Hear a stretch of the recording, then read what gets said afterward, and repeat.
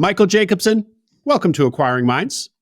Thank you for having me. Thank you. Michael, you bought your uncle's small, struggling, I think it's fair to say, florist business. It was the sort of tiny, challenging retail business that you see all over BizBuySell. But 4 years later, that store is doing over $9 million in sales. A little flower shop now doing over $9 million in sales. This is an unlikely and remarkable story of entrepreneurship through acquisition. And I haven't even mentioned how you're now aiming to build a national franchise brand. Let's get into it. Michael, start us off with some background on you, please. Yeah, awesome. If you asked me 6 or 7 years ago if I would be operating flower shops and starting to build and scale what we are, I would have said, great. I don't know if that's going to be true or not, but I think with a lot of things, life is a little bit unpredictable. It's been an amazing journey so far, but running a flower shop, it's a romantic idea. I think it's up there with owning a bakery or a cafe. A flower shop is up there, but it used to be really hard when I first came into it. There's no technology. There's a horrible supply chain. There's a lot of unnecessary intermediaries. And that's what got me really excited. There's a lot of pain in the industry. And honestly, that's what made me fall in love with it. The more time I've spent in the industry, the deeper and deeper I fall in love with it. Well, Michael, but give us some background on you. What were you doing in your previous life? How did your uncle approach you, et cetera? Give us the real story here. Yeah, so I spent most of my time in a kind of boardroom, corporate, a bunch of old white guys in suits, fluorescent lighting, linoleum floors. That was my world. Really exhilarating. So I was just out of college. I joined corporate consulting, worked for a wonderful firm. I learned a lot, but after a month of working there, I said I knew this wasn't for me. I stuck it out for a little over a year, just to follow through with that commitment, but I just wasn't really fulfilled. And so I was kind of actively looking for something that was a little bit more entrepreneurial. I've always kind of had that spirit, but you hear the rates of failure of all of these startups, and it's kind of a scary thing. I joined a couple startups kind of as an ancillary member in college as well, and none of them had really made it. So so right out of college, I didn't want to take the risk. I joined corporate consulting, but I wasn't fulfilled. I didn't have that fire in my stomach. About a year into corporate consulting, already kind of having my ears perked up on different opportunities that could come my way, my uncle gave me a call and he said, "Hey, I've been trying to sell my flower shop for the past couple of years, and I haven't been able to successfully. I studied finance in undergrad, had the opportunity to work on Wall Street. Thank goodness I didn't go that route. Just corporate consulting, which is a little less bad, but kind of a loose background in finance. So he called on me and was happy to help him just as a family member. So I went to his flower shop. I checked it out, and he was doing a decent amount of revenue, but it was pretty much operating at a loss. And florists, my uncle was no different. They're amazing people. They're really passionate. They're really creative. They have huge hearts. They love what they do. They work, 40, 50, sometimes 60 hours a week, 6 days a week. And they do it not necessarily for the money, but because they love what they do. But they're not usually business people. They don't know what a profit and loss is. They don't know a balance sheet. And so the whole industry has been kind of stagnant, if you will, in terms of the innovation. And so my uncle was kind of the average flower shop that you might walk into that you could imagine. A lot of paper-driven processes, and my job was to help him sell. And that's Michael, paint a picture of it. So where is it, first of all? Where is this flower shop? Yeah, so it was kind of in between Beverly Hills and West Hollywood on Melrose, if you've heard of it. And it was a 1,000 square foot shop. My uncle's passion was actually creating music. He also kind of fell into the floral industry. And so he had the bottom half of the shop was a flower shop, and the top half, he built a second floor. I won't tell you if it was legally built at the time or not, but it put in a second floor on that unit. In the top half was a recording studio where he would invite musicians and mix stuff. And that was it. It was, I think he told me the first day that he opened up, I think he did $40 in sales. He, 35 years later wasn't doing $40 in sales, but was still struggling to at least, have a substantial take-home income. So 45 years, this flower shop had been there. Yep. In the same location for 45 years? Yeah, it moved about 10 years ago, and their lease was up, so they moved to a location that was maybe 15 blocks down the way. Yeah. And I hear in between West Hollywood and Beverly Hills, I hear Melrose, and not having super deep understanding of LA geography, I hear fancy. Is it fancy? So the shop is not fancy. It's really interesting. And the way that he operated his flower shop, it actually, the business, I was very attracted to it because it had really good bones. And the fact that it was close to the fancy, but it was in a little Jewish neighborhood that was kind of up and coming at the time, and honestly still is. The overhead is really low. You have really low rent. And so you're close to Beverly Hills and West Hollywood where you can service those clientele, but your rent and your overhead is super, super low. That's actually one of the things that makes us, have a much healthier bottom line today. And, kind of he pioneered that. So, fancy, but great. We're not paying for our rent part of the fancy. Great. Okay. Well, that's a great, I guess you lucked into that. The 1,000 square feet, is that, so what is that? Kind of a large 1-bedroom apartment, imagine, right? Does that sound about right? I'm trying to give people a visual who don't have a good sense of square footage. Yeah, exactly. I think a lot of 1-bedrooms, at least here in Los Angeles, are 850 square feet, maybe a max of 1,000 square feet. New York, you're lucky if you get 400 square feet, right? And so, right. A little bigger than a 1-bedroom, but not much bigger. Yeah. And is that kind of a typical footprint for a little neighborhood florist? It is. It depends on what part of the country. I've looked at a lot of flower shops at this point, and in the middle of the country where your overhead's a little lower, they might have 2,000 or even 2,500 square feet, which is kind of a 3 or 4 bedroom place. It's honestly, there's a lot of empty space, and you can kind of think of a florist. They like to accumulate a lot of stuff. There's a lot of shelving, a lot of clutter. When I came into this shop, there's on-prem servers, and that actually was the office that I worked in, was the server room for the first couple of years of owning the flower shop. Had my mattress in the corner, had a bunch of wires, and the blue and white screen where you have to push the F10 key to get to the next page. Like, that was the industry leading technology in 2018 for the floral industry, which is absurd. But that's what we were working with. So it was as antiquated as I could possibly describe it. Wires everywhere.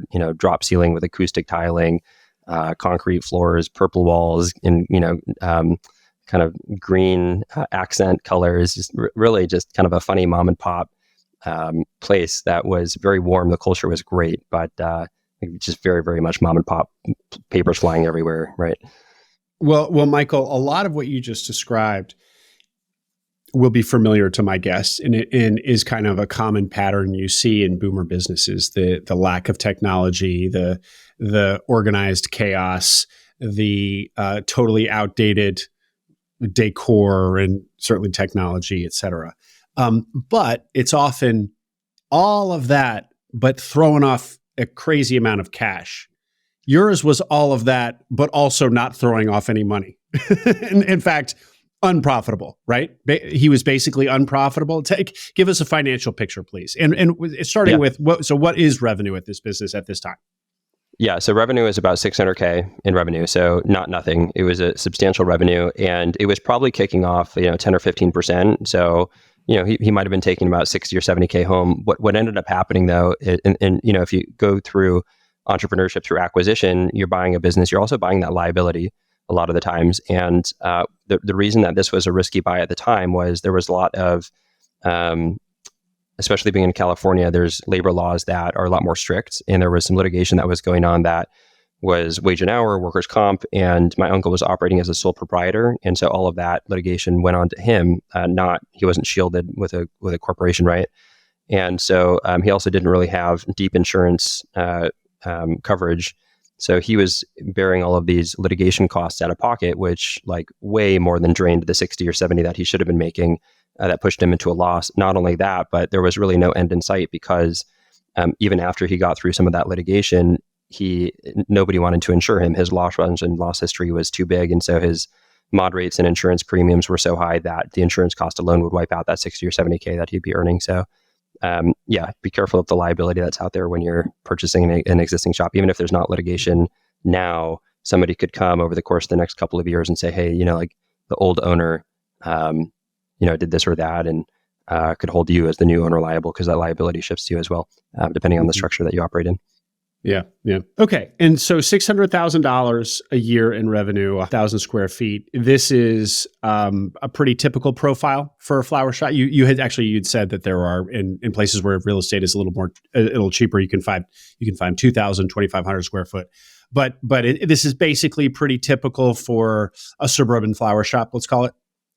Yeah, totally. Industry averages kind of today, 2024 looking to 2025. Average flower shop is doing about 350K in revenue, usually making about 10-12% profit margin. So it's only 30, maybe 40K. The top 5% of florists might be doing, 6, 7, 800K in revenue. The top, 10 players might be doing 3 or 4 million. But that's about it. It's a very much a single unit owner operator environment. There's 30,000 florists around. Each of them are doing, again, on average about 350K. So you do the math on that. It's a pretty big industry, but it's super fragmented. 99% of owners only own one shop. So, when you think of who's the dominant player of coffee, depending on what part of the country you're from, it's either Starbucks or Dunkin'. And thank goodness we have further innovation on top of Starbucks and Dunkin' in the coffee space now. But that even the Starbucks effect hasn't even happened in the floral environment right now. It's all mom and pop shop. It's kind of like the pre-Starbucks era still. Yeah. That's you said that to me in the pre-call. It's a great way of thinking about it. There's no Starbucks of this industry yet. ... and we're going to keep returning to these industry dynamics. I really want to spend a lot of time getting an education on this industry because you are trying to disrupt the industry. And I just so love a theme of your story is how you saw that you took over a completely unappealing business, one that any good loyal listener of Acquiring Minds would stay far away from. Yeah. And you took it over anyway, and you've made it sing and then some. So he was trying to sell it.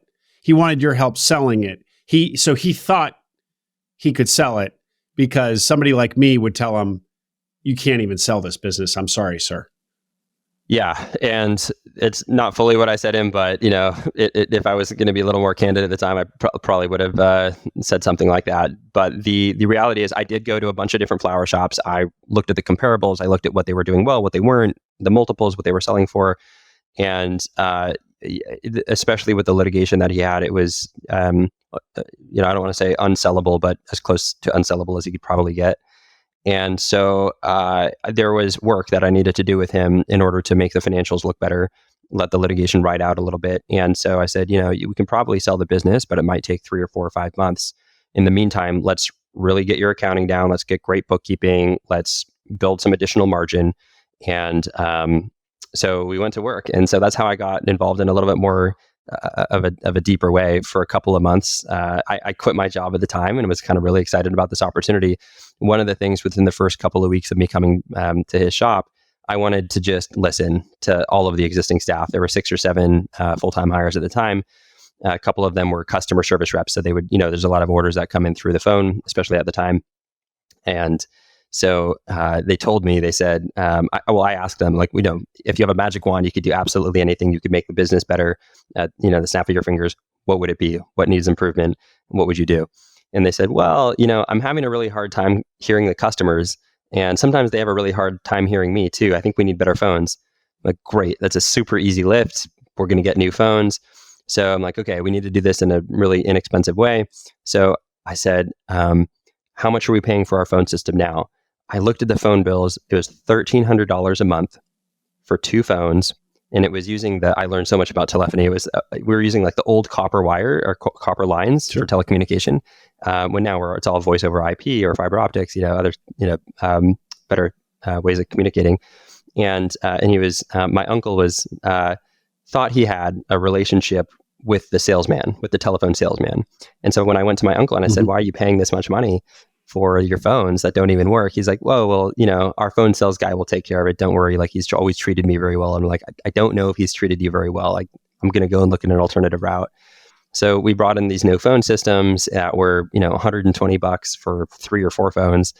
per month, and they were way better. It fixed the problem very quickly, and it was, boom, there's an additional 12K or more on the bottom line annually. And so that was the first move that we made. It was literally just something as simple as changing the phone systems. And we started to make, a couple of those decisions led to a couple dozen of those decisions, led probably, a couple hundred of those decisions throughout that first year of these little, seemingly small changes, but that brought the business into, I'm not going to say the modern era, but like a little bit closer to the modern era.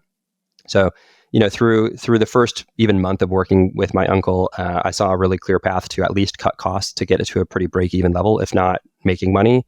So then the challenge really became, okay, do I think I can grow revenue while I cut costs? And I thought I could. It was a little bit of naivety, but there was a lot of logic behind how we could cut costs. And so it wasn't as, on the surface level, it looked like a horrible business, but there were some very quick wins, low-hanging fruit that had been neglected for a long time, where we could get it to a better state pretty quickly. Well, Michael, even if you could get it to a better state, you're looking around. You've diligenced the industry some. You've gone and talked to other flower shops and so on, and you see that there's no Starbucks of the flower industry. So even a healthy flower shop is not what business nerds and business snobs like me would call a good business. It's still like you get this thing humming, and it's still just not a good business to be in. It would seem. We're going to find out. Right. So why did that entice? What were you? 24, 25? Yeah, gosh, no, I must have been 23 at the time. Yeah, it's pretty young. You were 23 at the time. Yeah. Why did this entice you? Did it just seem fun? It was entrepreneurial. We know that you had an entrepreneurial kind of gene. Was it also kind of helping the family? Like, why did you sink your teeth into that? You were also young, so you felt like you had a lot of bullets in the chamber. You could spin out a few years, and you have more years to spend than some of us. So maybe there was that. Anyway, I'm putting words in your mouth. Why? Yeah, totally. I mean, it was absolutely all of that. I think that it felt really good to work on something where when I was working in corporate consulting, I would work really hard, and I would kind of look to the left of me and look to the right of me, and the folks next to me weren't working as hard as I was, but we're all making the same amount. And my company was billing at $200 an hour for my time, but I was only making 60 or 70K. I was like, oh my God, this is crazy. And granted, they're placing me at these big clients that I wouldn't be able to get on my own.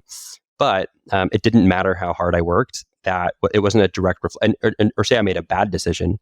I didn't really have any consequences to that, especially in consulting too. I'm not really on the hook for anything that I say. It's not the owner. I'm not seeing that project through all the way. And I like the responsibility. I like the consequences of both my good actions and my bad actions. And so working on the business really fired me up in that way. I could put a lot of hours into it and feel really good that I'm like kind of working for myself. And I think that's the dream, right? Like, it's why people want to be their own boss. It's not that it's easy work, but it's rewarding.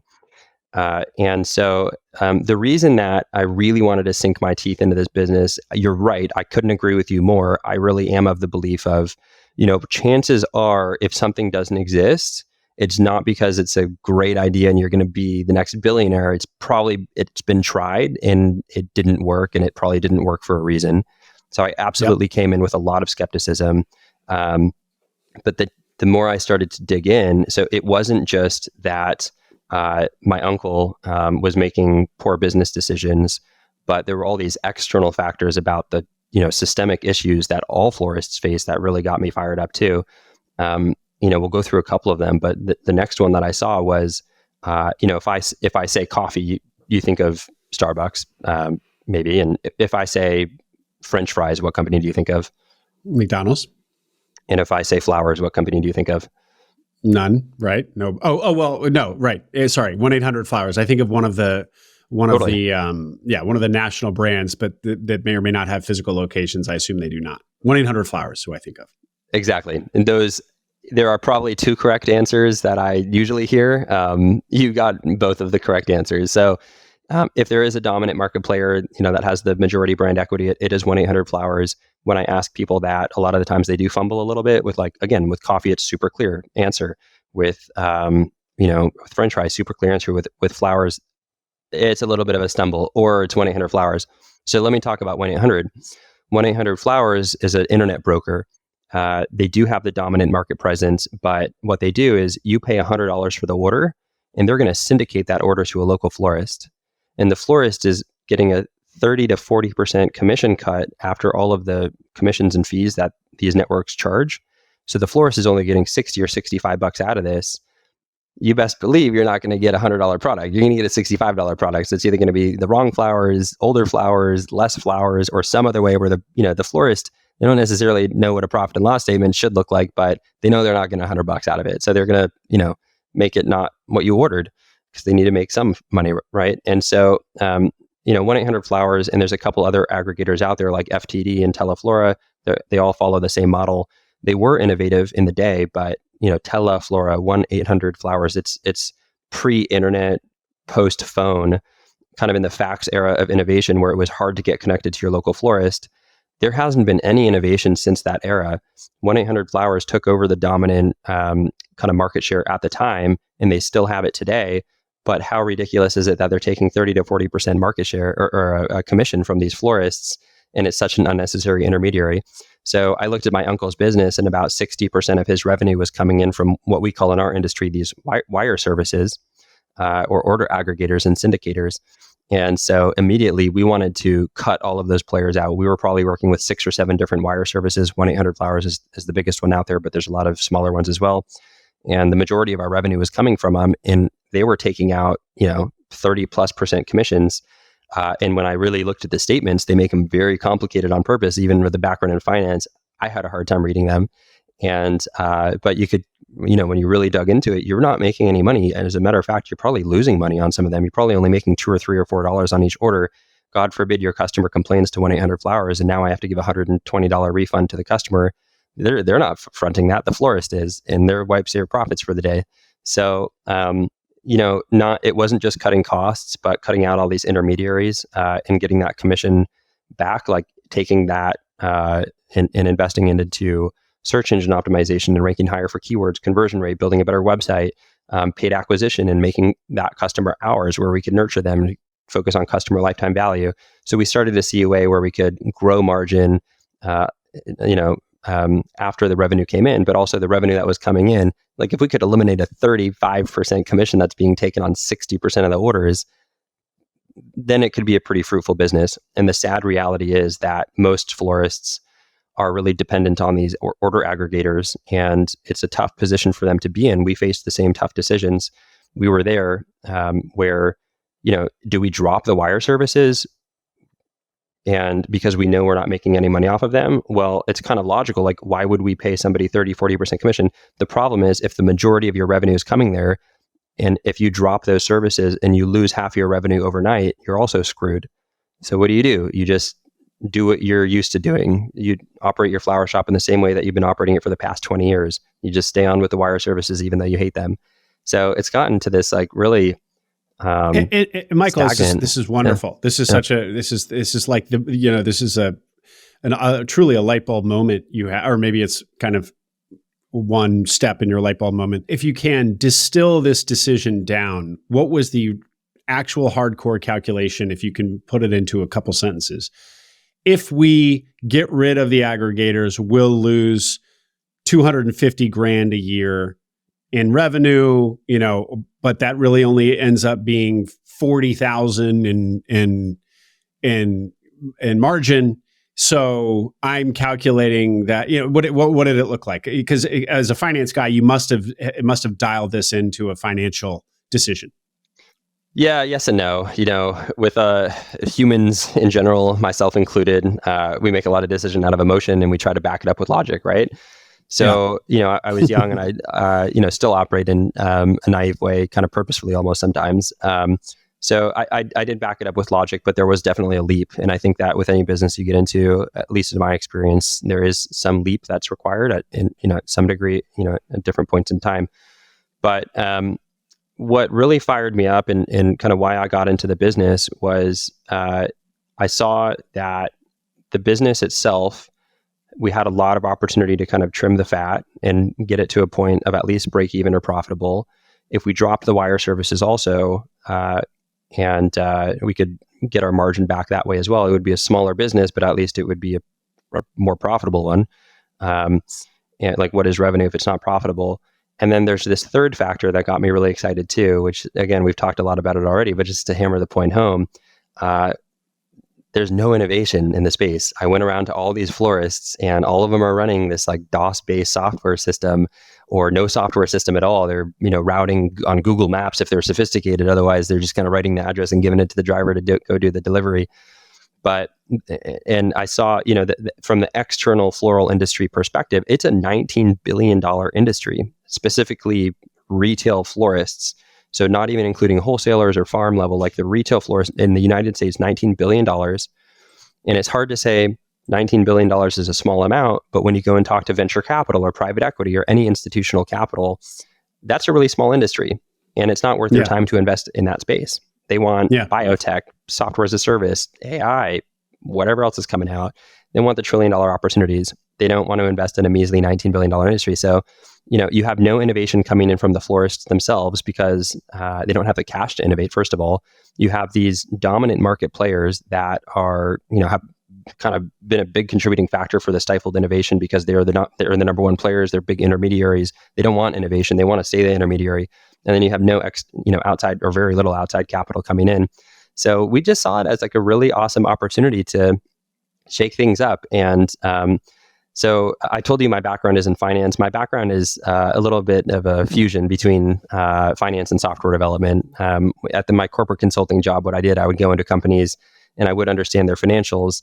But then we had a development arm of our consulting company where we would come in and say, okay, how can we make the operations more efficient through putting software and automations in place? And so I took the same perspective at this flower shop. Everything was being done with a paper and pen, and we were printing. I looked at the profit and loss statement from like the financial logical point of view. We were spending $13,000 a year on printer ink. And I'm like, man, if we could just digitize this process, we would save another $13,000. Like, again, one of those seemingly micro decisions, but it adds up, right? Yeah. So I'm like, why don't we just develop an iPad application where every time an order comes in, it just comes in. We don't have to print the recipe and print the card message and print all of this, all of these images of the flowers so the designers know what to make. And you have, papers flying everywhere and something gets lost and the customer is not happy because let's just digitize this. And they can have the recipe in there. There can be the time and attendance system. Now we can start to track designer productivity. You can have a digital inventory system. And like none of this existed. So we just got really excited about the idea. Like let's just build a little bit of software. Like let's make the mundane more fun. The designers are creative. They don't know we don't want to bog them down with all this, admin tasks. Like they just want to design. They want to flex their creativity and let's give them the technology to go and do that. We don't need to over-engineer anything. We just need to make their job a little bit easier, and there's a lot of space to do that. So that was kind of that final push of, hey, I want to buy this business. And then, I'm coming out of college.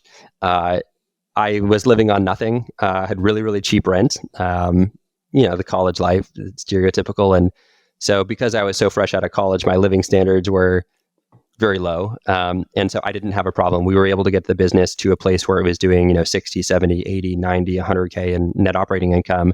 And I would take virtually every penny of that and reinvest it into the business. So was happy to kind of invest in the software that we have today and better supply chain, giving our folks, better wages as well to attract better talent. And it's really paid us dividends is like kind of being scrappy in this first few years. We still have that mentality, but this first few years, we had to lean into that pretty heavily. Well, Michael, and this is where the story is a little bit startup-y. Yes, you were working with the raw ingredients of a 45-year-old business, but you really had to, metamorphosis this thing, and you were living the ramen profitable life. I mean, you were barely paying for your own. I mean, your own living expenses were nominal, and so that in some ways or in many ways that diverges from the typical entrepreneurship through acquisition ETA story, where you have more often mid-career people who need to have some income immediately out of the business.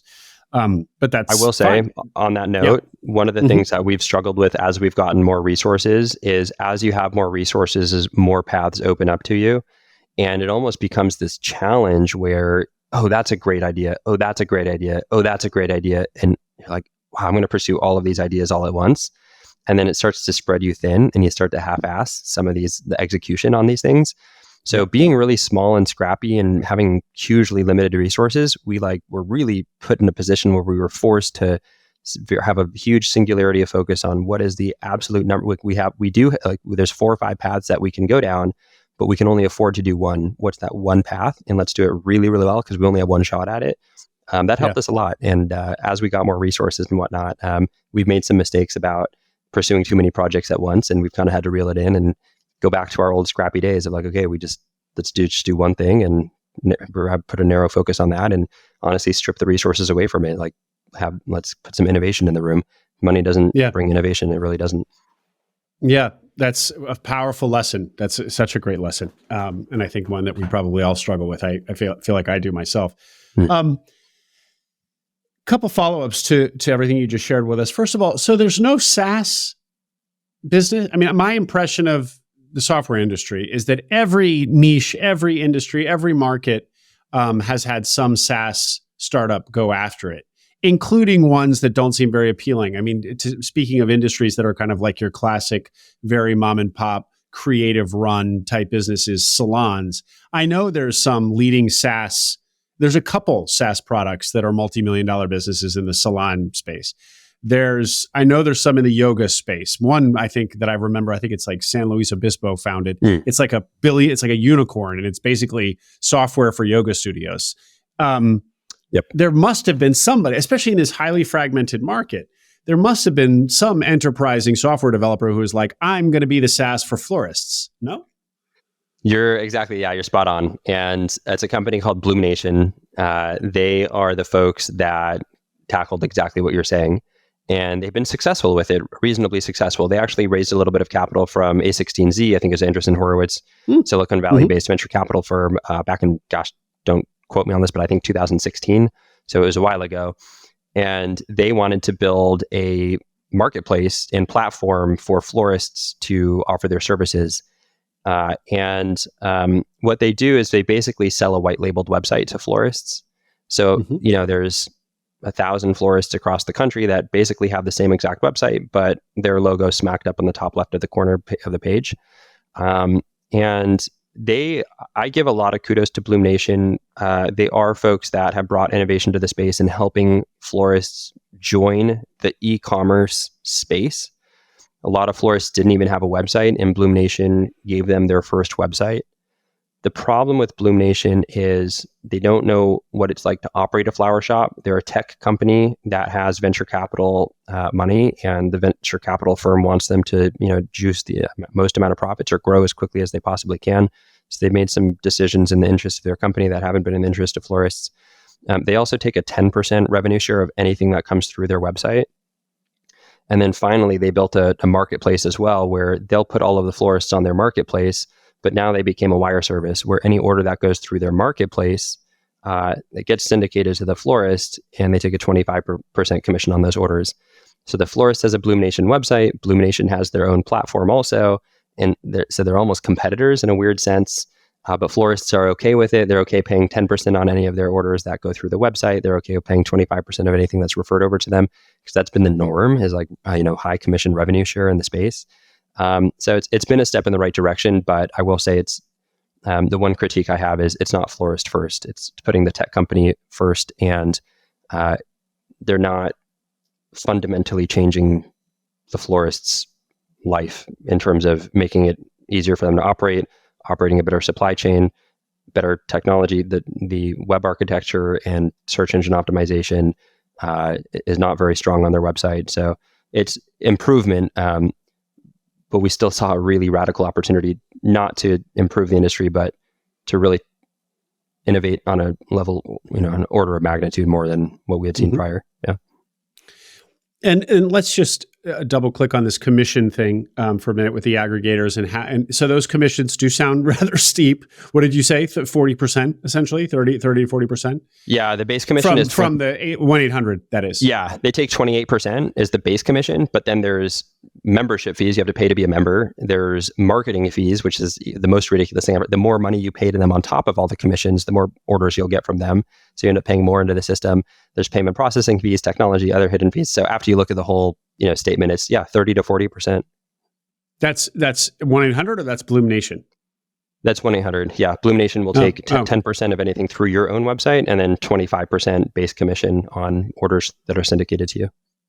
Oh, okay. So you really, because when you described 1-800's kind of fee stack, it sounded like there actually can be a lot of integration between a florist and 1-800. And so it's not just like they send you a lead, and if you convert the lead, they keep whatever 40%. There's all these other ways that they kind of nickel and dime you, or yeah, offer exactly. you florist opportunities to spend money. Anyway, where I was going with that is just that there it is a marketing expense. So it's always with these online services and marketplaces. Totally. It's easy as the end user, or the company that's the client, in this case florist, to complain about the costs. But it's not like you would get a lot of leads for free anyway. You're going to have your own marketing expenses. If you stop getting leads from 1-800, you're going to have to get leads somewhere. So now you're just going to be paying Google or some social platform. Now, you might say, yes, but I can pay Google a lot less. It's still an intermediary. So I can so rather than paying 1-800 is paying Google and they're getting the customer. So there's two links in the chain there. Now, if I'm buying my own Google ads, there's one less link in the chain. So I'm definitely going to save some money, even if I'm still going to have to be spending a lot on marketing. Unpack that a little bit for me.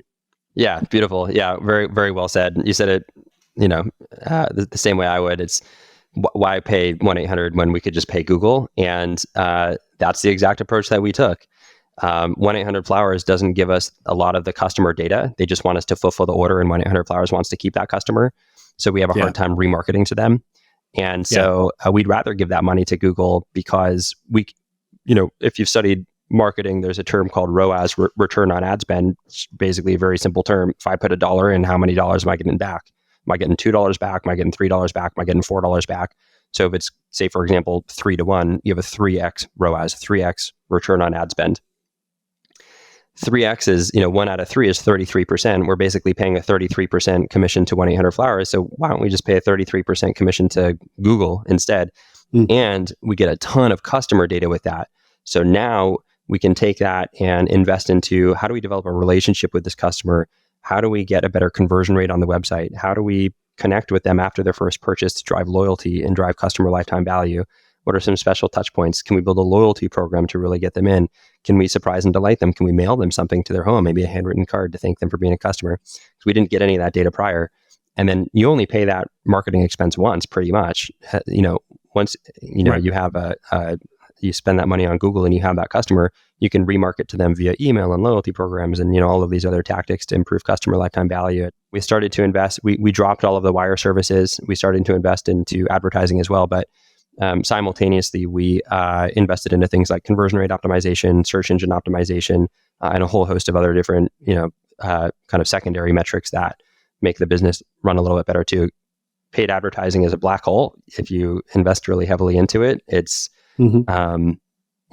especially with the attribution models out there, Google Ads could certainly tell you, or Meta, Instagram, Facebook could definitely tell you, you put $1 in and you got $3 back. That's what our, pixel is telling you, when that's really not actually the case, because the consumer journey is it's a messy middle, right? Maybe they searched you on Google and then they signed up to your mailing list. They got a couple emails, then they saw you on Facebook. They're like, oh man, it is my grandma's birthday coming up. I do want to send her flowers, and they click on that. But they originally found you from Google, right?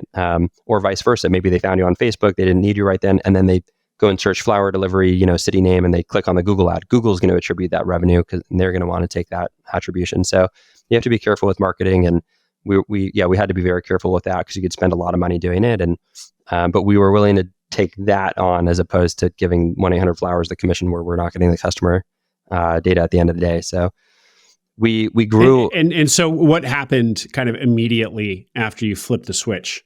We're going to hear, I want to, incrementally hear how you built up to, over $9 million at this flower shop.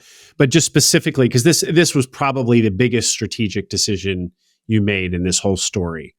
So I'm just curious what it felt like when you flipped that switch.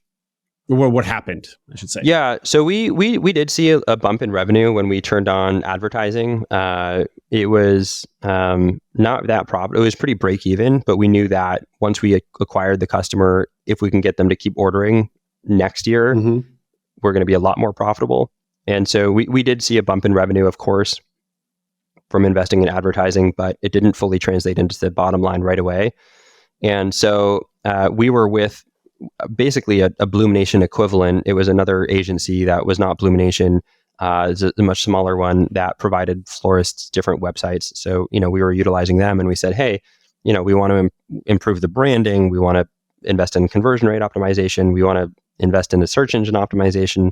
And they're like, nope, can't do this, can't change that. This is what you're paying for. This is what you get. So we were like, oh my gosh, I think we need to build our own new website. The problem is, if we built a new website, then it wasn't going to speak to any of our other archaic systems. We had a point of sale, again, that was literally a blue and white screen. You have to push the F10 key to get to the next page. And there's no open APIs. It's not modern tech. And so if we built a website, it wasn't going to communicate to our point of sale. So now we have to build a point of sale system or use, Shopify or Salesforce or some existing one out there, right? But we had to build it.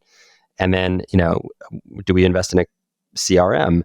Do we invest in, how do we get analytics and dashboards and, all of these things? And so we're like, oh my God, we need to build a lot of technology, and we need to build the whole comprehensive suite. Because if we replace any one part of our system, nothing works anymore. And so, we started investing in a paid advertising, but we saw that without really improving all of our technology. For example, it really just started with, we wanted a better website because we wanted better SEO. If somebody searches on Google flower delivery, Melrose flower delivery, West Hollywood, we want to show up number one. And it was hard to do that with our current, with a Bloomnation website. I've never seen a Bloomnation website outrank ours that we have today. We just have a better web architecture and better SEO presence. And so, we can invest in advertising all we want, but how can we get the free clients, the people who are already searching for those terms? How can we get those customers for free? I don't love paying Google. We do it, but if we don't have to, let's not. And so, the biggest decision that we made was to invest in our own technology. We did look at Shopify. We did look at Salesforce. There's a lot of nuances to the floral industry where, we kind of have two customers. We have the person who's sending the flowers and the person who's receiving it. We wanted to have a dispatch system. We wanted to have very specific analytics. We wanted to have, again, I talked about that iPad application that when the order comes in, it goes to the iPad and the designers can clock in and clock in using that, see all the order data that they're going to be working on that day. And so really, to build it in the way that we wanted to, we had to build it completely from scratch, zeros and ones. So we partnered up with CDNs and IaaS and PaaS platforms like AWS and all these infrastructure stuff. So we really built this thing from the ground up. Who'd you get to build it? Who led the charge on actually building this software? Did you work with an agency? I interviewed about 50 different software agencies, and we picked one. There was only one that I liked out of that 50. They actually own part of our company now. We have a very strong partnership with them. We've been working with them for the past 6 years. They built a lot of the technology that we have today. We continue to invest heavily into that relationship, but we had 13 full-time developers that were dedicated resources working with us. They really feel like they're part of the French Florist team. We had a project manager based up in the Bay Area, and the rest of the dev team at the time was overseas. And then, so it was myself and the project manager that built all of it. And they own a piece of the company because you didn't have the money to pay them, so you offered them equity in the business instead? Oh, I wish that was the case. They didn't want money. They wanted cash at the time because we were kind of, we weren't very profitable. We didn't have a lot to show for the company. So we did pay them kind of what they wanted. I wasn't making a salary, so my full salary kind of went to their team. And but no, recently we raised a small round of capital. We closed out that round in 2024. And after we raised capital, we had this pocket of stock options. And we could bring in a little bit more of a stronger management team, a little bit more leadership folks, and then our really close partners. We wanted to reward them for the great work that they had done the past 5 or 6 years with us, and then also keep them very vested and interested in the future success of our company. So we created a model with them where we paid them basically half in cash compensation and half in stock options. So through that, they've been earning equity in the business, kind of slowly but surely. Fascinating. Yeah. Okay.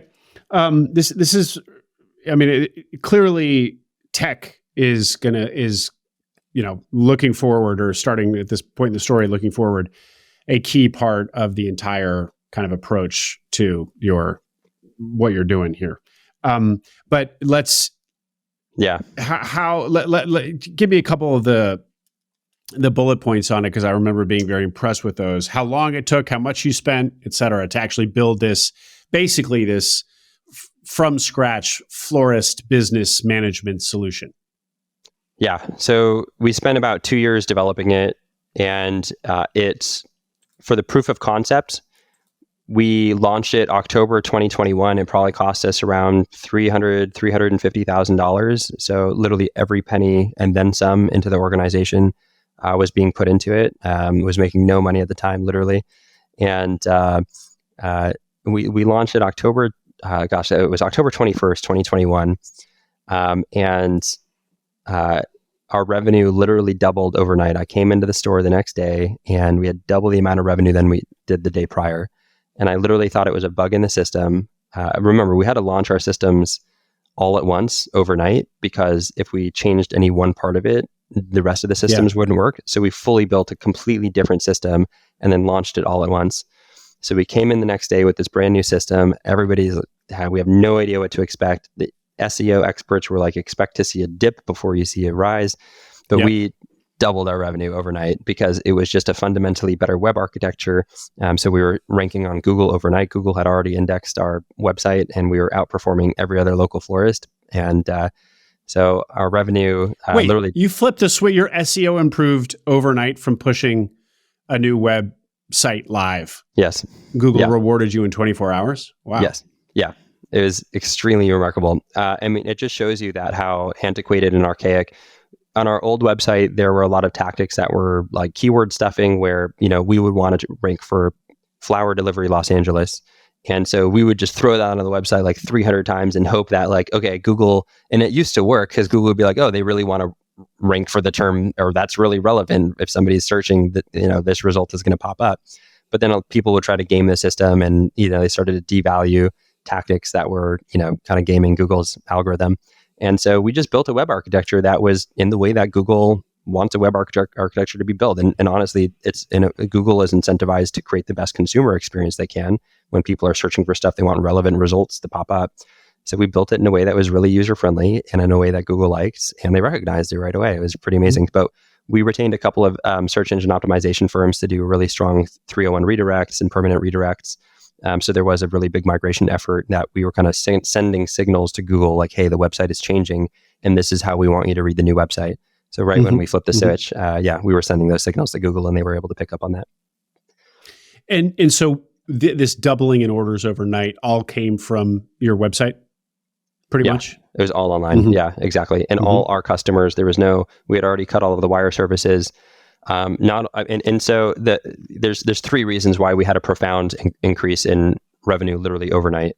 One was better search engine optimization. That was a big contributing factor to it. The second one was we had put different product offerings on the website as well, and our average order value had popped up a little bit. Our average order value on the old website was around $105 to $110. Our average order value jumped up to about $135, $137. So we saw, a 20% increase in revenue just from a higher average order value. So that accounts for 20% of it. And then the third reason was also the conversion rate. It was just a better user experience. And when people landed on the website, I guess they just had more trust in ordering. And if 100 people visited, we used to have, a 2 or 3% conversion rate. Our website now is closer. It fluctuates between 8 and 14% conversion rate, which is very high for e-commerce. And so we've just built the website in a way where there's more trust signals, better customer has a better experience. And so our conversion rate, had a 40 or 50% increase overnight also. So same amount of traffic was coming to the site, but we were converting more users as well. Great. Let's take a breath there, Michael. What had you done inside the store, if anything, up to this point, the brick and mortar stuff?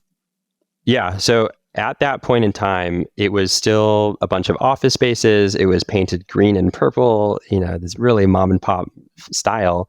And we didn't really have the money to renovate it. And most of the revenue was coming from online. So that's where we put most of the focus, was on the technology and the online presence that we had. When our revenue doubled overnight, we were like, oh my God, we're running out of production space.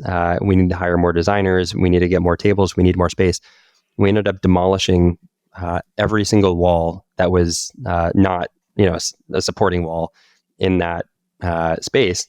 And we opened up the whole shop and put all bunch of designer tables in place and hired some more designers to fill that demand.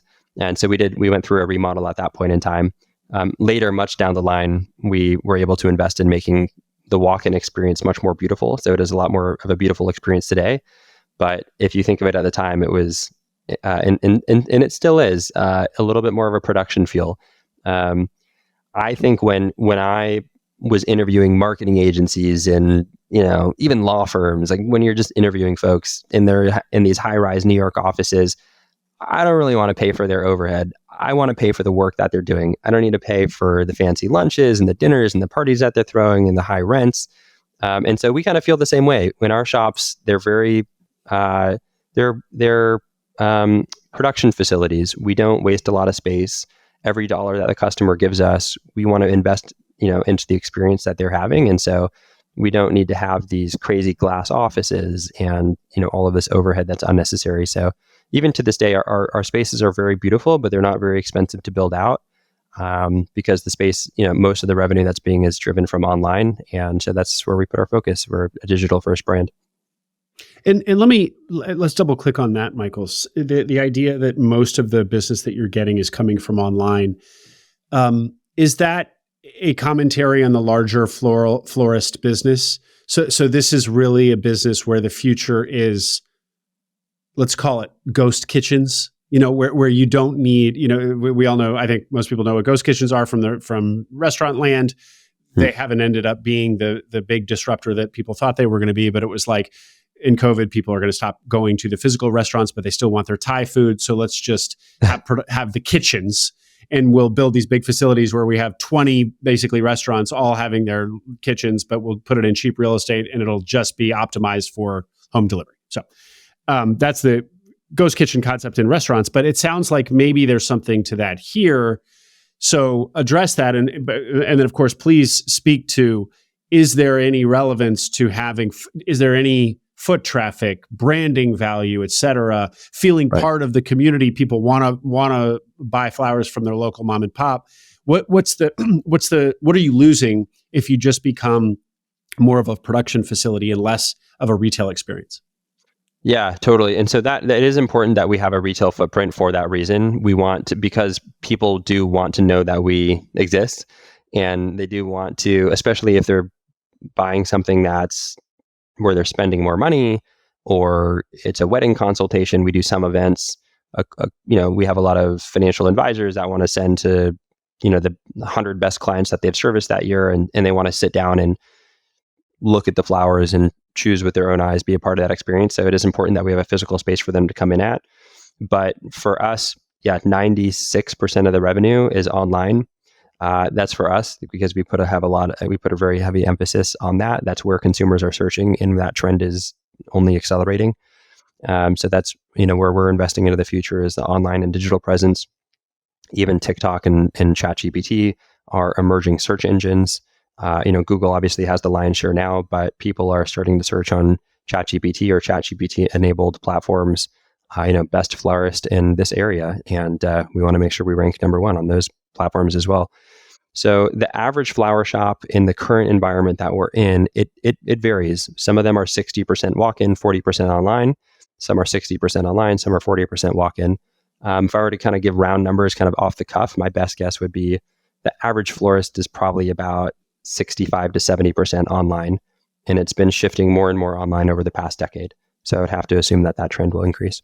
And probably the more subtle way to look at this is not what the blend is of digital versus online, because in some ways it's self-fulfilling. Obviously, if people have a retail location, then more of their percentage of their revenue is going to be from retail. Really, the question would be, what's the profitability of that revenue? So say some flower shop is doing 40% of its revenue from walk-in traffic, but are those, is the gross margin enough to pay for the rent sort of thing? Like, are those retail dollars even worth it? Probably. And there's brand value to having retail, like you said. Totally. So you're getting indirect kind of marketing from it. How do you think about it? I guess you've already told us how you think about it. It's not, you need to offer in person so that people know that you exist and so that you can have consultations for those customers who want it. but you're not investing in walk by traffic, let's call it, not walk in traffic, but walk by traffic, being part of the neighborhood, not important or not worth investing in. Exactly, 100%. We think that the walk-in traffic can and probably should pay for the rent, and that's great. If the walk-in traffic covers the rent, we're happy. But yeah, almost look at it as a search engine optimization investment as opposed to rent overhead. You're investing into a brick and mortar space because yes, you need the space to fulfill all of the orders as well. But from an SEO standpoint too, if you're in a location, think about Google and think about the way that you might search for a new coffee shop. Say you're visiting a new city and you search for, you just want a cup of coffee in the morning. You're going to just search coffee or coffee shop near me in Google. Or if you want flowers, flower shop near me. Google is, and the way that people search, it's very geo-specific. And so we want to show up in areas that are close to where our customers are. But we don't need to show up in these A+ commercial real estate areas because we can be very close to you, but we are a mile away. For example, the Beverly Hills location, we're not in Beverly Hills. We're right outside of Beverly Hills. So we don't pay Beverly Hills rent, but we can service that clientele. So we view the rent expense, you're right, there's a lot of ancillary externalities that are positive for us, like brand exposure. We can have walk-in traffic that more, pays for the rent. We can have consultations in that space. I view that personally a little bit less as overhead and actually almost the search engine optimization. Again, so much of what we do is digital first, and we would be doing less revenue online if we didn't have that physical location. So it's a good thing to have for us. Yeah, so it's we're brick and mortar, we're retail, but in a little bit of a different way. Fascinating, Michael. Well, I'm keeping my eye on time, and there's still a lot. We still have to get to kind of bring the story up to now and these big strategic moves you've made, what the French Florist is looking forward and the franchise effort there. But I also want to make sure we leave time to talk specifically to my audience about the opportunities in buying a flower shop. And maybe not being one of your franchisees, but if here I am in Northern Virginia and there's 10 flower shops I can choose from, and should I buy one? Absolutely. So let's finish the story because we got a ways to go there. Okay. Yeah. So you launch the tech, sales double overnight. You redo your physical location so that it's more of a production facility. What's a good point, like mile marker here to tell us where revenue is at what year? 22? Yeah. 2021, 22? Yeah. So we launched the technology. I mean, we were investing really heavily, again, investing in SEO, conversion rate optimization, paid acquisition. How can we improve the customer lifetime value by investing into things like email marketing, all the traditional things, but also more bespoke surprise and delight. Anything that we did, we wanted to just really go super deep into it. And so our revenue was a little bit less than $3 million in 2020. So we were able to grow quickly from there. 2021, it grew to 4.7 million in revenue. And then I remember overnight it doubled. And so we hit 9.4 million in 2022. And then 2023 data, we launched a couple of additional stores. So all of that data was out of a single location in Los Angeles. In 2022, about 3/4 through the year of 2022, we launched our second shop. Our first shop was doing really well. And we said, beginner's luck, I don't know. Let's launch another one and see how it does in a market where nobody's ever heard of us. And let's test this whole search engine optimization and new technology and systems out in a market where, French Florist hasn't been there for 30 years, right? And that shop did $912K in revenue in the first year. Again, the average flower shop is doing about $350K in revenue, and that's usually after 10 or 15 years of operating. So the first kind of startup shop that we opened from the ground up did $912K in its first year. We ended up opening a third shop in 2023.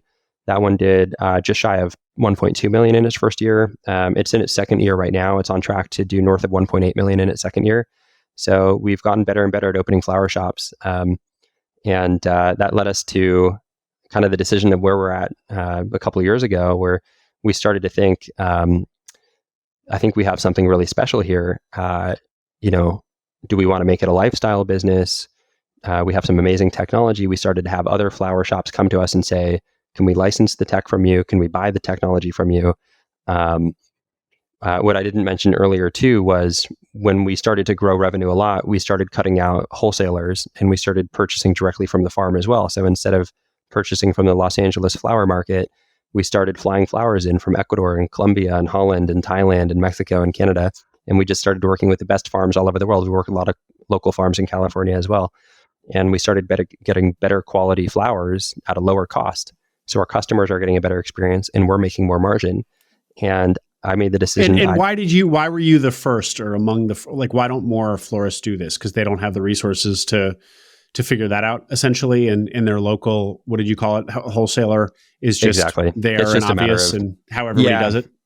Exactly. The economies of scale aren't there. If your revenue is at 350 or even say your revenue is, considered high for the floral industry, $1 million, in sales, you're probably only spending $250,000 a year on flowers. Sounds like a lot, but it does not. It's a lot to a wholesaler, but not to a farm. So until we were spending multi-million dollars on flowers, we weren't able to. So that was kind of the barrier, is strictly like a financial barrier. We didn't. Most florists don't have the economies of scale to purchase from the farms. They're just not buying enough. Okay. Cutting out yet one more middleman. Yeah, one more. I assume that did a lot as well for profitability.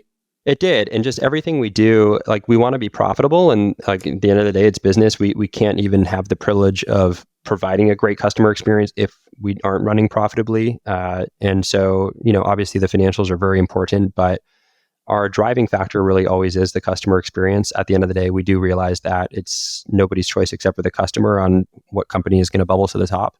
So we're pretty relentlessly focused on, how can we enhance the customer experience? And even if we're investing in internal tech, when we raised capital, I was pitching the technology that we had because that's what makes us run a lot more efficiently. I would never tell a customer about our technology. They don't care about it. They want to just receive beautiful flowers and have a great experience. And so that's what we focus on for them. So, even though we invest in technology and whatnot, it's all in an effort so that we can spend more time focusing on the customer experience ultimately.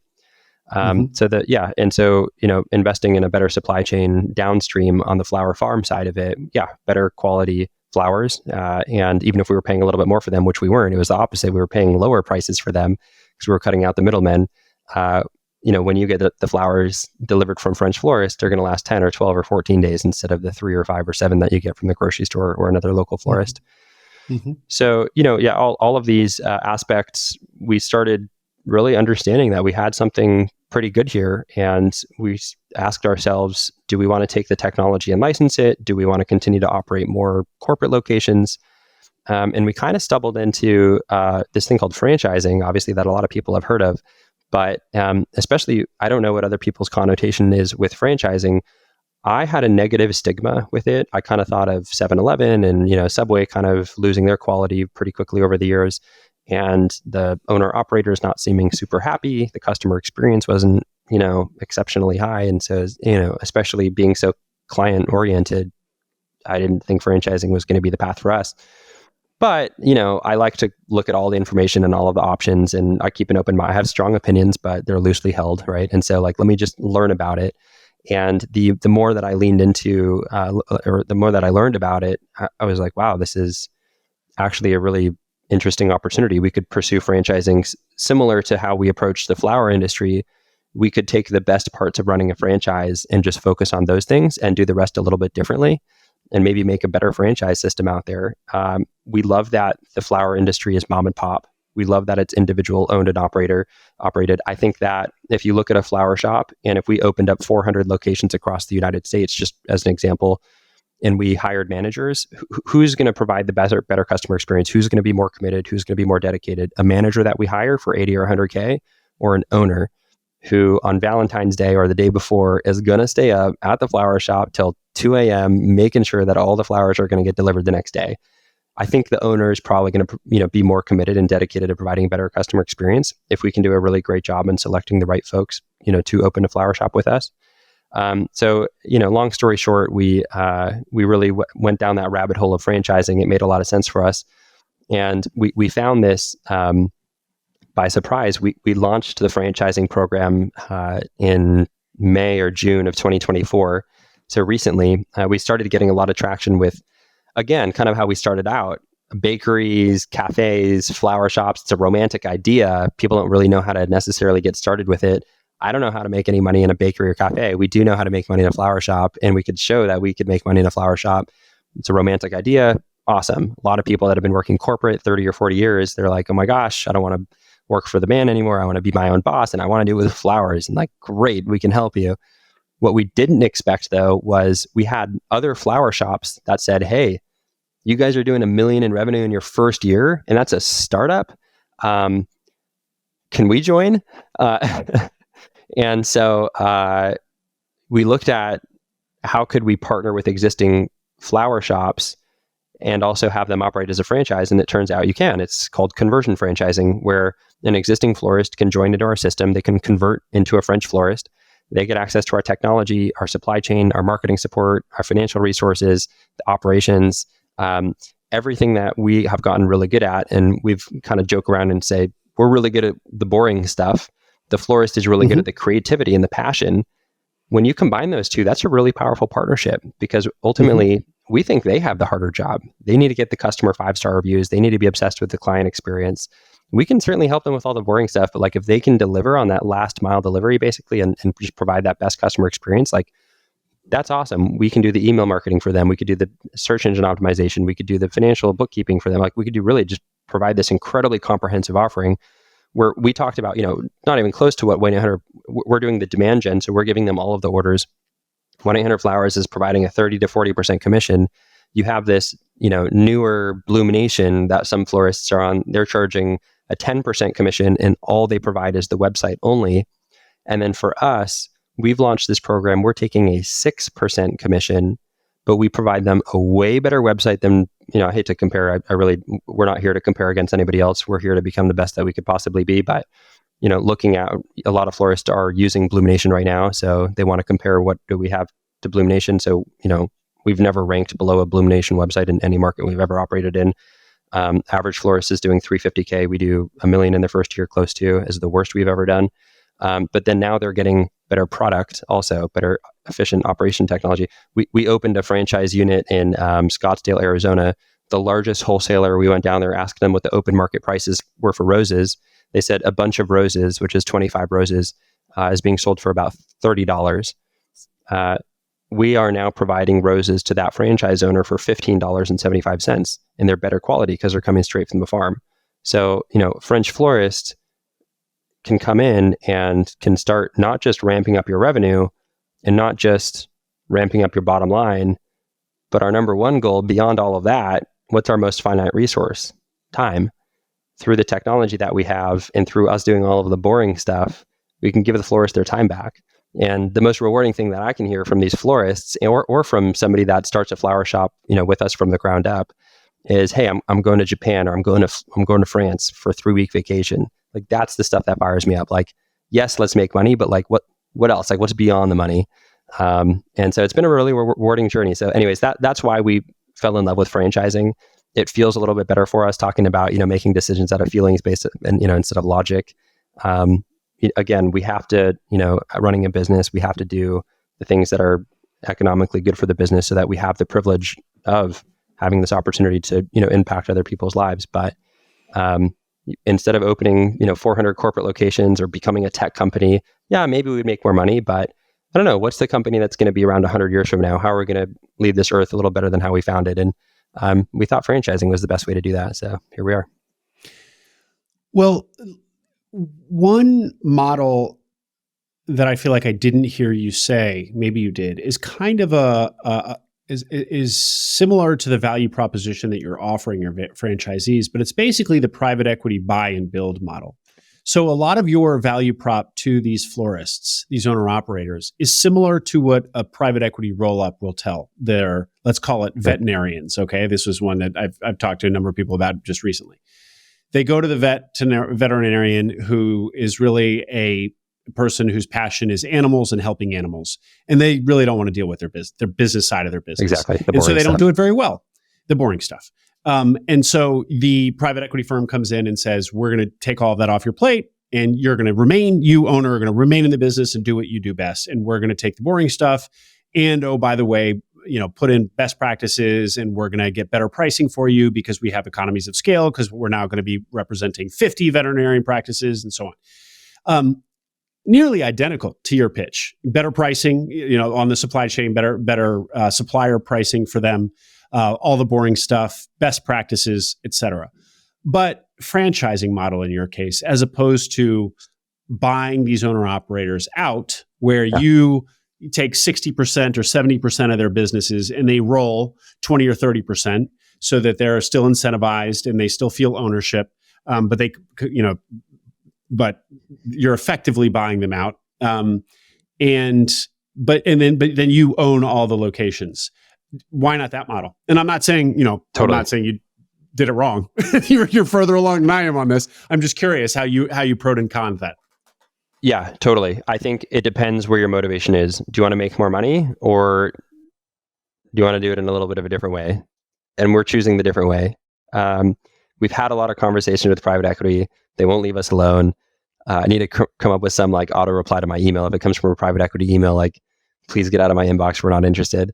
They want to give us a lot of money to go and buy a bunch of shops and roll them up. And they love the technology that we have. All of the supply chain, it's taken a lot of work to develop that, and would be hard for them to replicate. And so they'd rather just, have us, take what we built and, buy a few hundred flower shops and roll them up to be a French florist. And we own and operate them. It goes back to who's going to provide the best customer experience. Historically, our flower shops operate at about, it varies on each flower shop. Every owner makes their own decisions. But, you could typically 15% net operating income all the way up to 25%. And every territory that we open, we aim to be achieving between 2 to 3 million in revenue after about 3 or 4 years of operating in that territory. So say, you're making conservatively $2 million of revenue, and you're earning, again, conservatively 15% EBITDA or net operating income on that. You're making a few $100,000 or close to it. And you're pretty motivated to do pretty good with your business, right? Again, who's going to operate that business better?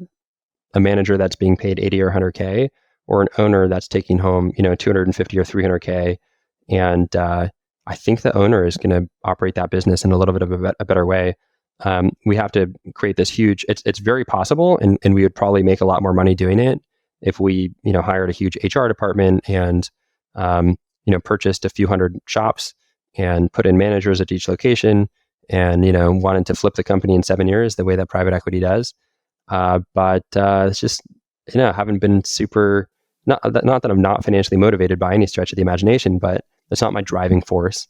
And so having the privilege of being the seat that I'm in, starting, or being the owner of this company, starting the franchise program, I feel lucky to be able to say no to those types of opportunities that I think it feels better. I think when we'll get a little existential here, but when I leave this earth, I will feel better that I improved a lot of individuals' lives instead of just my own. I think I'll benefit tremendously from this company as well, but that success can certainly be shared, and it's not going to hurt me in any way. Just to be clear, when I offered you the Rollup contrast, I envisioned that the owner operators would remain as part of the Rollup. So they would roll their equity. So their percentage ownership of their businesses would go from 100% down to 20, 30, 40. But you would hope they would still be motivated by that 30 or 40% remaining. So it wasn't just putting in managers, just to be totally clear. But I assume where you ended is that being a franchisee makes them still 100% owners, and they're going to be more motivated if they're 100% owners than if they're 30 or 40% owners. Maybe. What's incredible is so this actually was tried with private equity. The company called Gerald Stevens. It was the Blockbuster guys, the folks that started Blockbusters. Had just exited Blockbuster at the time, and it was a massive success, right? Obviously, we all know what happened to it eventually, but at the time, it was massively successful. It really was. And the guys that started that company were, riding their confidence high and said, "What's the next industry that we can consolidate?" I think that they pitched private equity. They went into the floral industry. They saw the same opportunity that kind of we're looking at today on how fragmented the space is, and said, we're going to consolidate the floral industry. And so they did. I think they partnered with private equity. Again, don't quote me on this. I think they spent $70 million over the course of 9 months acquiring flower shops and keeping the owners on in the exact way that you're describing. And they failed. They flopped.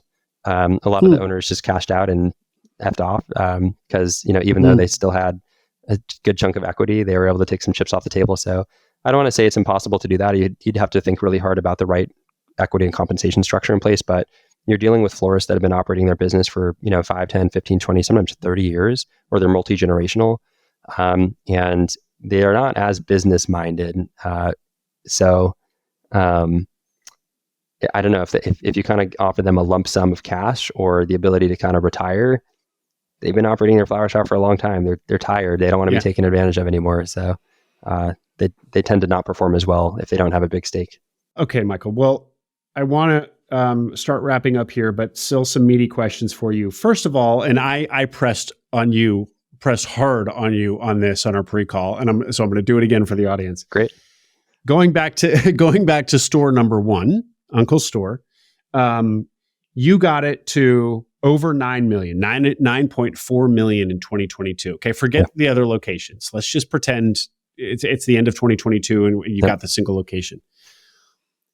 Even with all of these improvements to the business, all the operational improvements that we've spent the last hour talking about, I had a hard time believing that there was that amount of demand, that there was $9.5 million of demand for flowers at a neighborhood flower shop, because it still is a neighborhood flower shop. If you're in Malibu, again, forgive my bad LA geography, but if you're in some far-flung part of LA or LA County, you're not going to order from you.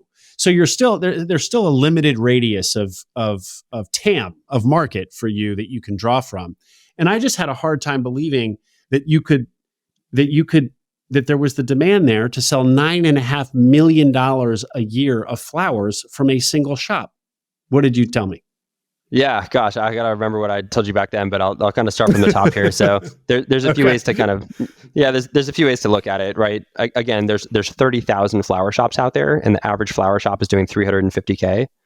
So, if we're doing 9 million out of one location, we're basically 30 times the size of your average florist. So in LA, there's a lot more than 30 florists. So there's a lot of demand out here. It's crazy to think that the amount of people buy flowers. What's really interesting? When I would pitch an investor, the first thing I would say, because they're like, I'm not going to invest in a flower company. I invest in like technology or biotech or like pharmaceuticals. I'm like, well, hold on. The fact that every single investor is telling me, can you even make money in flowers? That's the exact reason how we got here, how big of an opportunity there is in flowers. Nobody thinks there's money in flowers. And guess what? Everybody neglected the opportunity. And so there became one. But you can go and kind of reverse engineer the search volume. Also, you can look for specific high intent keywords on Google, like flower delivery Los Angeles, flower delivery Malibu in your case.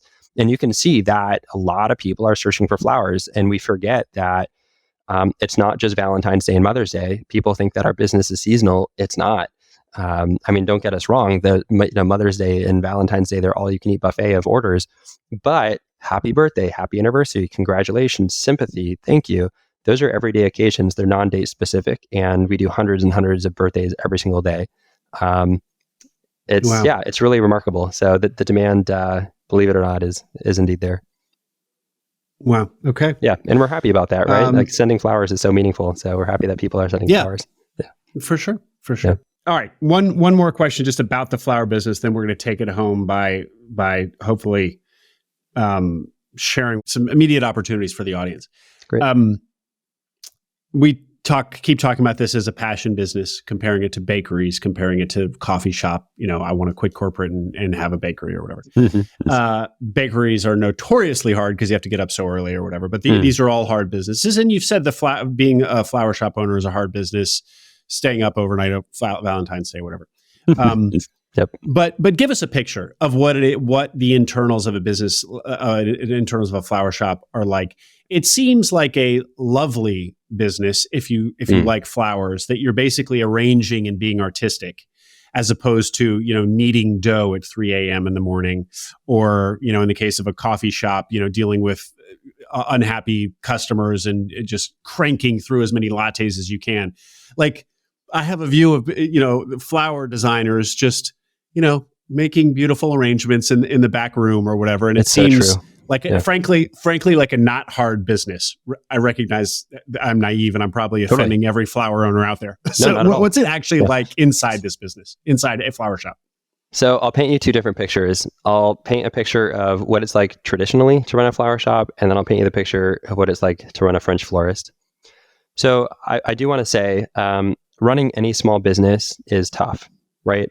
Especially if it's a small business where you're wearing most of the hats. You don't have the financial resources to hire a marketing person and a bookkeeper and a admin and a accountant and a lawyer and I don't know. We have a chief operations officer. His salary certainly isn't cheap, right? And so just being a small business owner and running a flower shop, you're doing all of the things that a normal small business owner is doing, email, accounting, admin, payroll, staffing. You're probably actually doing some of the work too, delivering the flowers, picking up the flowers, processing them, like cleaning the bathrooms, right? You're kind of doing it all. So things that are normal to any small business, but it's even more difficult because of how old and antiquated the technology is, and even more difficult because you have these wire services that are calling you constantly, like trying to get you onto their system to take massive commissions from you.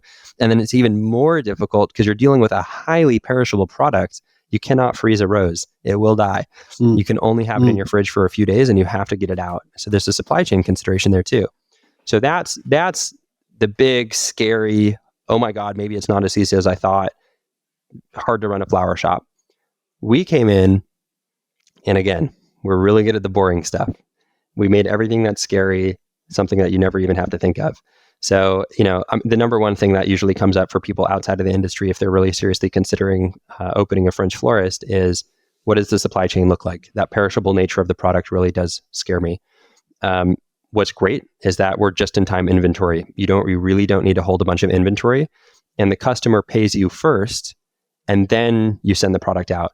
So you never really have cash flow issues because that money is coming in before you're even buying that product a lot of the time, because you can get product fresh daily if you want.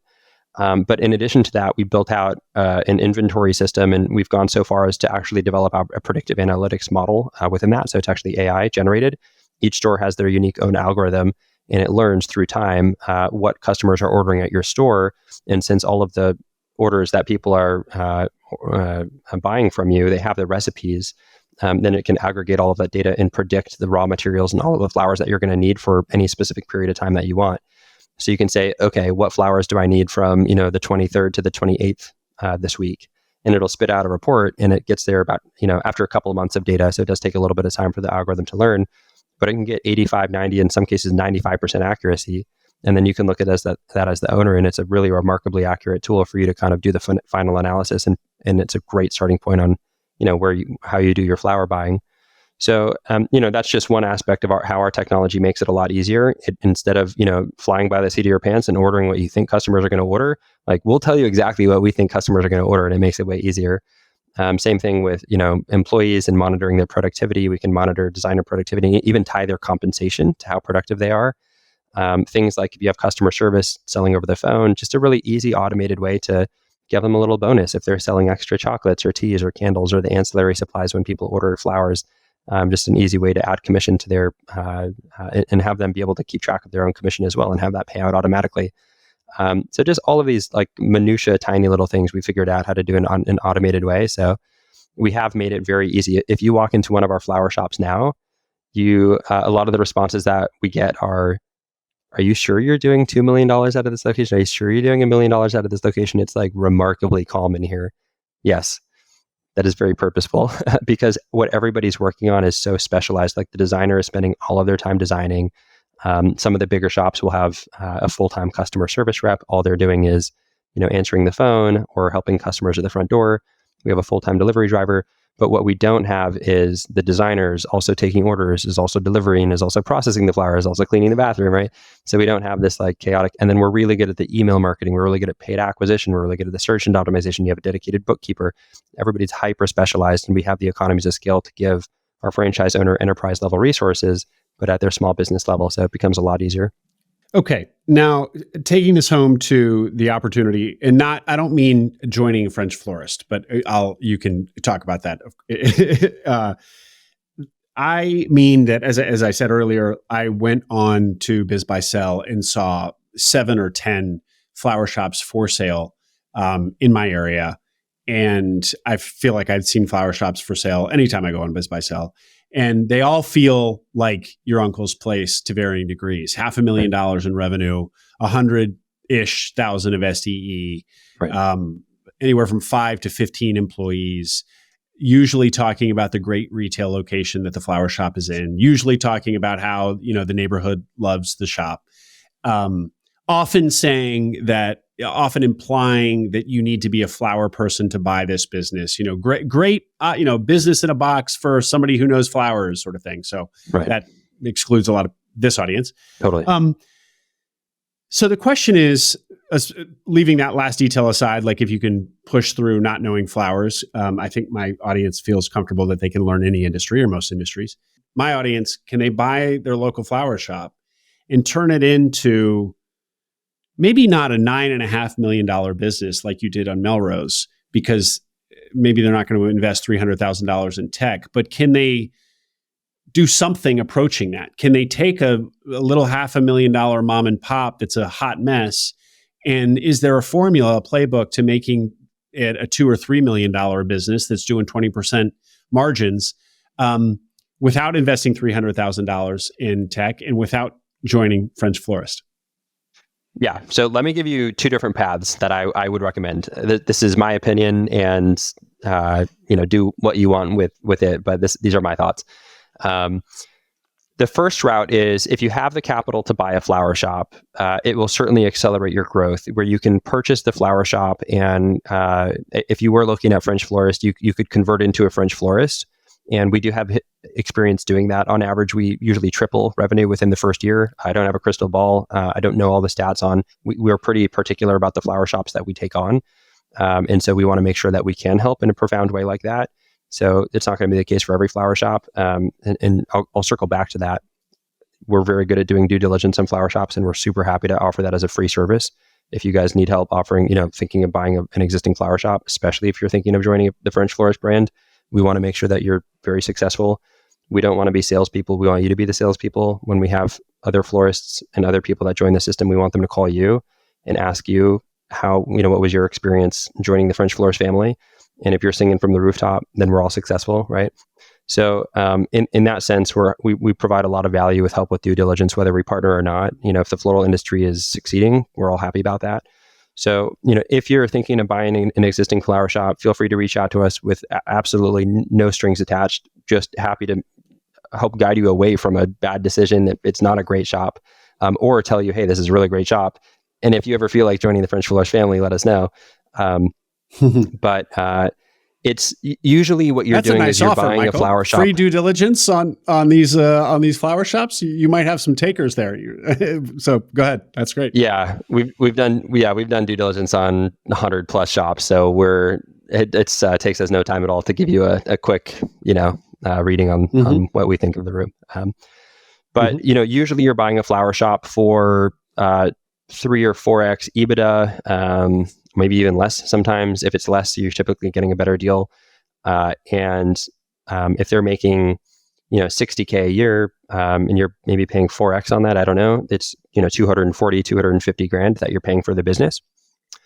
It only costs us, it starts at about $160,000, and it can range up to $300,000 depending on a lot of decisions that the franchise owner makes on how expensive they want to go with their signage.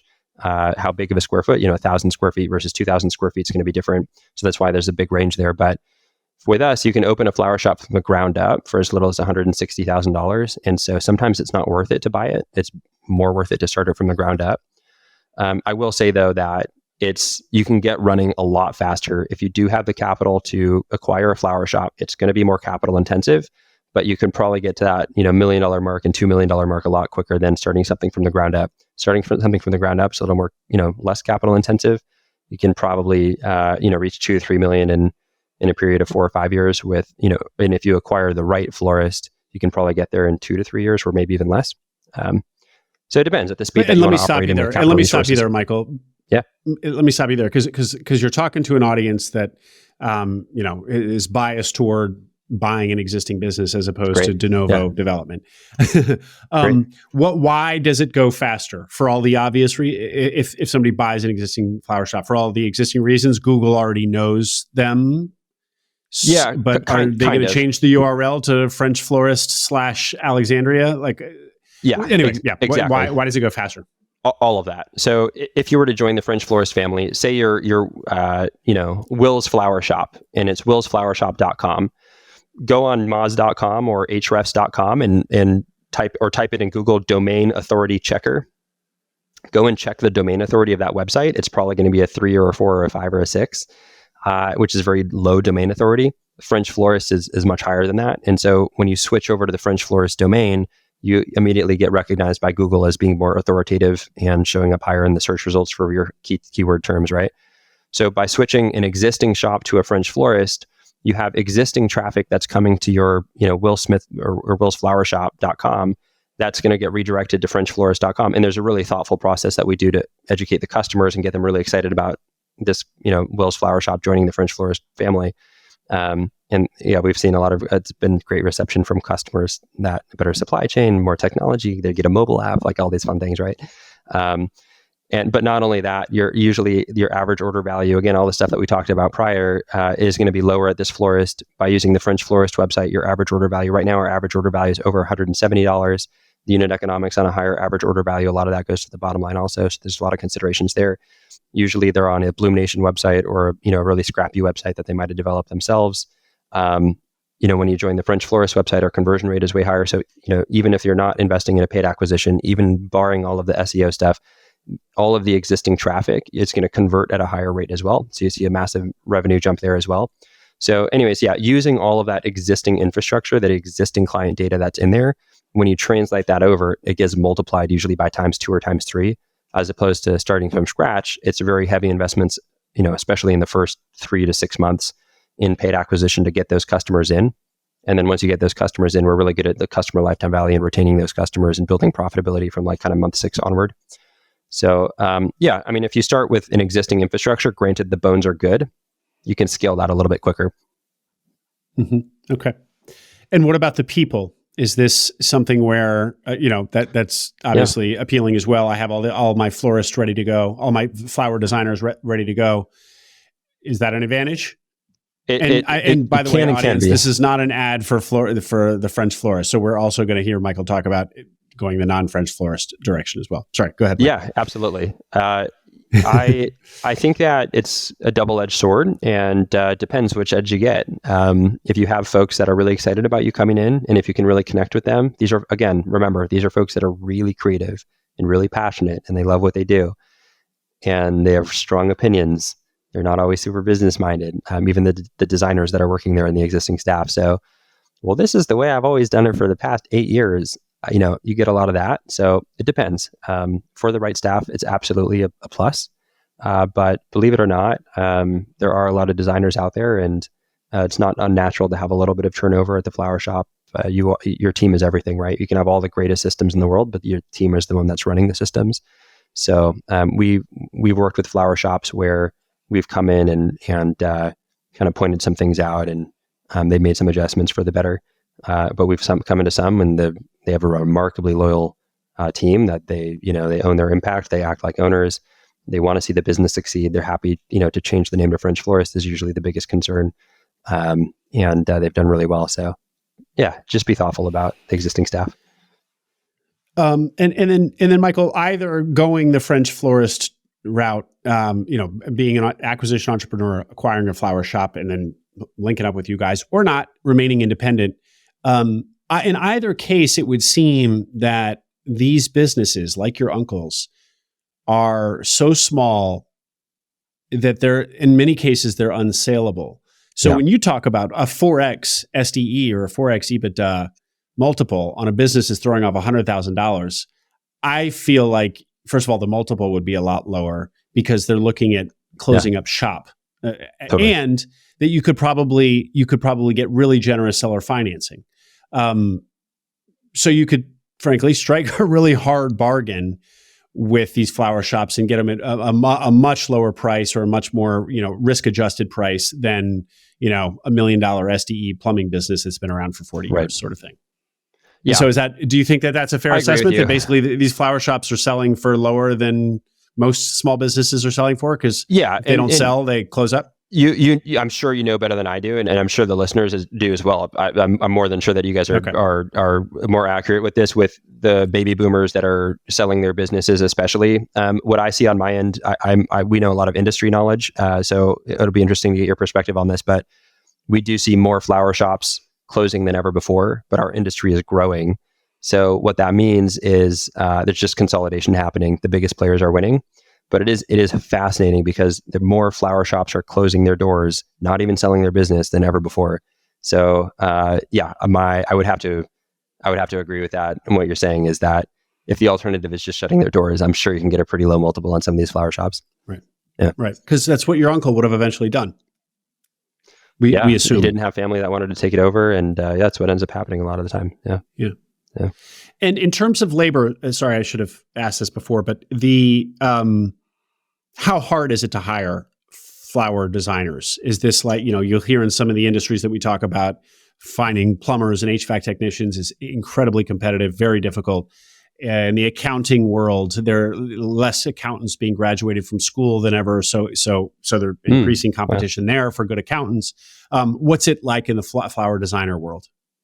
I've had this conversation with a lot of flower shop owners, and I hear such mixed reviews. So I can speak to our experience, but our experience might be different than what another florist experience is. And I can tell you why I think our experience is different. We have never had a problem hiring designers, ever. That being said, we tend to hire slightly above market rate, and we work in an environment where the designer's not having to do any admin tasks. So they typically like their job. May I dare even say love their job, because we let them do the creative work, the work that is the stuff that, is a part of the fire in their belly that gets them up in the morning, right? Like we let them lean into that. So we haven't had a problem retaining or attracting talent and retaining talent. In Los Angeles, we pay designers anywhere from $20 to $30 an hour. LA is a very expensive place to do business. In the middle of the country, you could pay, $13, $14, $15 an hour. But even those places, the unit economics of a French florist, you can certainly pay much above market rate. And there's a lot of, think about it again, there's 30,000 florists in the country. Every florist has designers in it. Very few of them are owner-operator, where the owner-operator does design by themselves. They usually have at least one designer that works with them, if not multiple. One of our shops has over 20 designers, our LA shop, right? Big volume. We've never had a hard time attracting talent. There's a lot of floral designers out there, surprisingly. It's just almost as much as you'd think, like, wow, a lot of people order flowers online. It's a pretty remarkable amount. There's a lot of florists, a lot of designers out there as well. It's a wonderful job. So it is an hourly job. It's not the highest earning job, but these folks do it out of passion, and they are out there. Yeah. What I really want to understand here is the value proposition of going with French Florist is strong, and I understand that. But I also just want to help, from somebody who's the industry expert, understand if there's an opportunity, what the opportunity is in buying a flower shop, an independent flower shop, and not joining with the French Florist. This is just, pretend that you're not trying to sell us on that. How are the employees going to react to a non-flower person buying a flower shop is the question. And then I'll have a follow-up. Yeah, I think that the designers and the staff that work there, in my experience, will be very warm and welcoming. Again, these are folks that are creative. And if you can come in with the intent and you can communicate this to them, that I want to work on the business and getting more orders in so that you can spend more time doing what you love, which is designing and interacting with customers and providing a great experience, I think they're more than welcoming to it. So it's all in the messaging, but there's no, I walk into the flower shop and it's all love. I can't do what they do. They can't do what I do. So it's a great partnership. And I think it's typically what I find in flower shops. Yeah. Okay.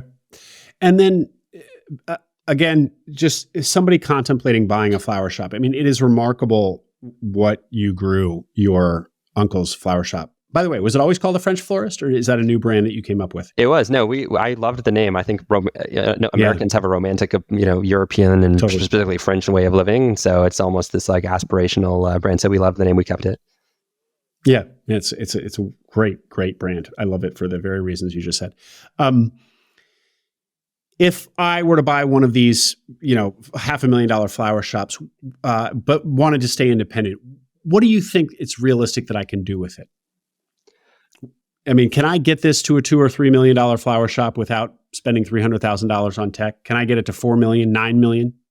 Absolutely. Of course, nothing is unattainable. That being said, it's not an easy path. There are probably easier paths out there. If you're looking for buying a business that's, kicking off $500K in revenue and you want to ramp it up to 2 or 3 million, there's probably an easier business if you're going independent. And of course, I'm biased towards joining French Florist, but there's a lot of sleepless nights that I spent in the flower shop working, not just on the technology, but in other ways. And I would not want to operate something that's not a French Florist. I know, obviously, I'm biased in saying that, but I would dissuade you from buying an independent flower shop.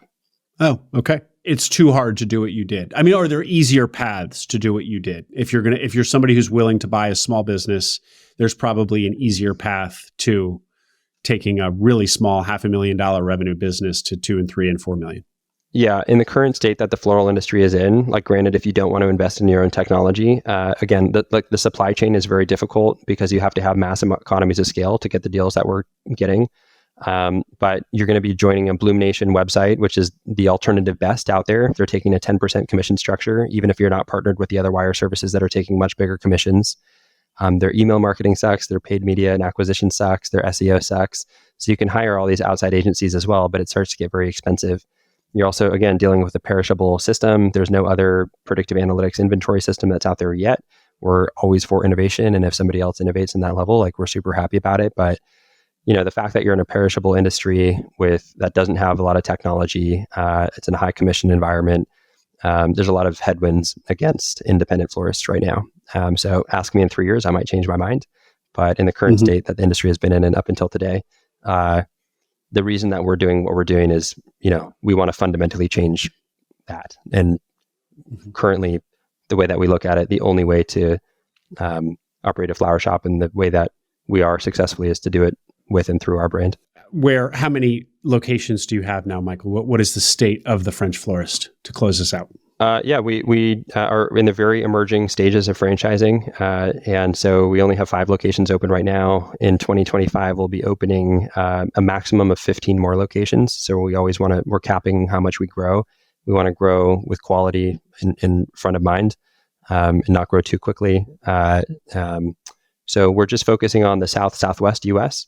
But for an existing flower shop, because they have existing infrastructure, we can go nationwide. But for a startup candidate who doesn't have floral experience or who's not buying a flower shop, we're just focusing on California, Nevada, Arizona, Colorado, and maybe Pacific Northwest in early 2025. So slow and steady. The goal is to get to a few hundred units over the course of the next few years. So maybe we can chat soon and, checking how that progress is going. Well, congratulations, Michael. I just love, it's an overused word in entrepreneur land, but this is a scrappy story. I mean, you really took some raw material and have forged something that seems to have a lot of momentum and even maybe the shot at disrupting an industry. So it's pretty exciting. I love the brand, French Florist, and it's a beautiful logo, which people can't see if they're listening and is not on my screen anyway, but you can Google it. So more power to you. And thanks for coming on. Anything I didn't ask? Any closing thoughts? No, I don't think so. I think that it wasn't really me that's built this company. It's myself alongside the incredible team. I wouldn't be able to do it without them. So, like, whether you're buying a business or not, any way that you can lean into your team has served me very well. So, if I could pass that on, that's great. And then, I just appreciate the tough questions. Thanks for the platform. Are you available for people to reach out with questions? Yeah, always, absolutely. Yeah, Michael at FrenchFlorist.com. Yeah, reach out. Super. All right. Michael Jacobson, thank you very much for coming on Acquiring Minds. Thanks, Will. I hope you enjoyed that interview. Make sure you subscribe to the Acquiring Minds channel below. We are now publishing twice a week.